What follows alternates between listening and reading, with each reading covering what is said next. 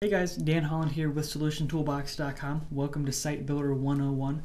Today we're going to talk about the website layouts and how you can use them for your website. So what is a website layout? Well, a website layout is the foundation of your website. It's going to show the system how to load the content during runtime. For example, where the header is going to load, where's the navigation going to load, where's the content going to go, so on and so forth. So to get started, what I want to do is show you how to create one, and it's the very first thing that you need to do when you first come into Site Builder. So if we go up top here to Manage Layout, click that link from the main menu, we get a new window that pops open. We can see all of our existing layouts, and we're going to go ahead and create a new layout. So one thing that we need is a name, so we're going to call this test layout. And below that you can see there's a little checkbox that says Launch Layout Builder. Now that's an advanced feature that I'll go over in the next video, but for now we're just going to leave that unchecked, and I'm going to go ahead and say Create Layout. And this will open up the layout builder for us. So the first thing that we see here when this opens is the WYSIWYG editor. Those of you not familiar with the term, it is what you see is what you get. It allows users to design and develop HTML without actually writing the HTML code itself.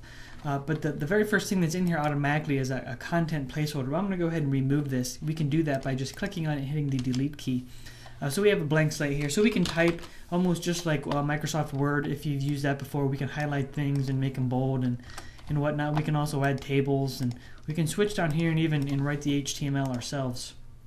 You can place anything you like in here, but the main point of the layout is to, like I said, build a blueprint for the rest of the site. So I'm going to create a very basic layout for you just to give you an idea. So up top here we can see there's a couple different what we call modules. So we have a header zone, a footer zone, navigation, a content zone, and a custom zone. So these are what's going to define the content here that we're going to place.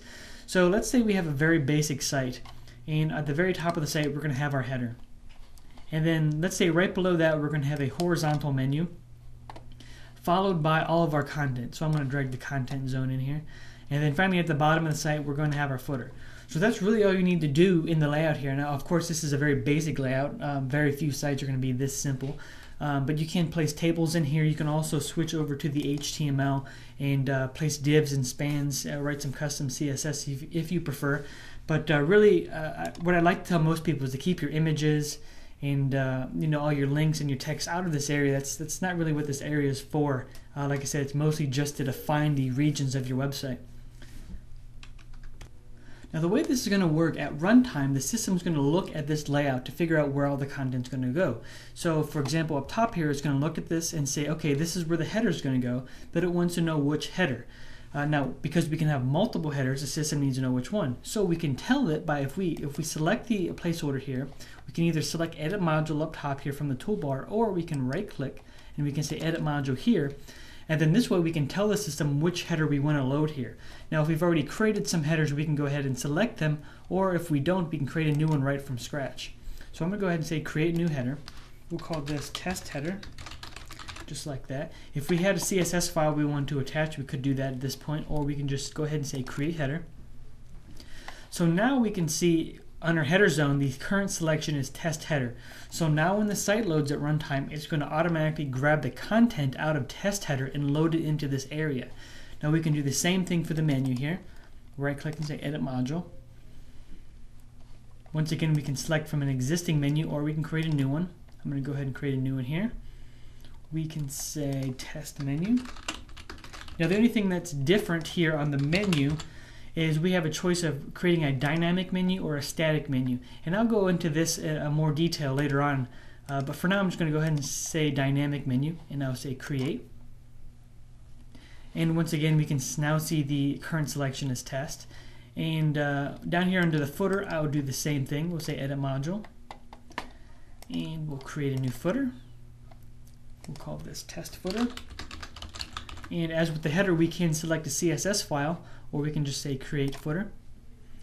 And then we're all set there. We can see the current selection is Test Footer. Now I can't do that here with the content placeholder, because what that's going to do is later on I'll show you how to build home pages and content pages. And at runtime, it's going to take the header and throw it in here. It's going to grab the menu and throw it in there. It's going to grab your footer and throw it down here. But then it's going to take the content out of your content page and drop it in the middle here, almost as if this whole thing will act as a template for you. So now that we have all these zones assigned to, we can go ahead and save this template by hitting the Save and Update button up top here. Now finally, the last thing that I want to show you is over here in the HTML side, just in case you're doing some custom CSS or you happen to take a peek over here, you're going to notice a couple weird tags, and let me kind of break them out here just so you can see them. Let's see. Alright. So you're going to see these code tags, and you say, oh, well, what are these? And what I'd like to point out is please don't delete these. What these are the placeholders that you can visually see on this side. So if we look closely at them, of course, they're going to jump back up there like that. For example, we can see this code, the title here is going to be the header zone, and then we even see some parameters over here. So header ID, we see 267. So this is the header that we selected for this zone. So all this information is parsed out at runtime, so the system knows what to put here. Just so when you're playing around with the code in the backside, I just want you to know what these are.